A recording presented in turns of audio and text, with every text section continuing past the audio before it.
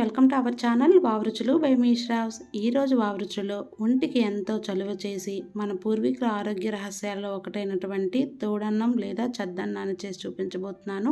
వెంటనే తయారీ విధానాన్ని చూద్దాం. డిన్నర్ చేయగా మిగిలిన అన్నాన్ని నైట్ ఒక బౌల్లోకి కానీ మట్టి పాత్ర ఉంటే మట్టి పాత్రలోకి కానీ తీసుకోవాలి. రైస్ మునిగేలాగా గోరువెచ్చని పాలను వేసుకోవాలి.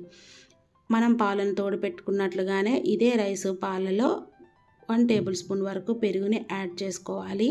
పాలు, పెరుగు, రైస్ మొత్తం కలిసేలాగా కలుపుకోవాలి. తోడు పెట్టుకునేటప్పుడు కన్సిస్టెన్సీ అనేది కొంచెం పలుచగానే ఉండాలి. ఇప్పుడు దీనిలోకి ఘాటు పెట్టి ఒక పచ్చిమిర్చిని తొక్క ఒలుచుకొని ఉల్లిపాయను యాడ్ చేసుకోవాలి.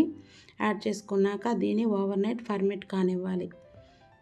మార్నింగ్ మూత తీసి చూస్తే మనకి చక్కగా ఫర్మేట్ అయింది. కన్సిస్టెన్సీ అనేది మనం తినడానికి వీలుగా అడ్జస్ట్ చేసుకోవాలి. ఇప్పుడు దీనిలోకి కొంచెం వాటర్ని యాడ్ చేసుకొని రుచికి సరిపడా సాల్ట్ని యాడ్ చేసి సర్వ్ చేసుకోవాలి. ఎన్నో ఆరోగ్య ప్రయోజనాలున్న ఈ చద్దన్నాన్ని ఈ సమ్మర్లో మీరు కూడా తప్పకుండా ట్రై చేయండి. మీకు కూడా ఈ రెసిపీ నచ్చిందని అనుకుంటున్నాను.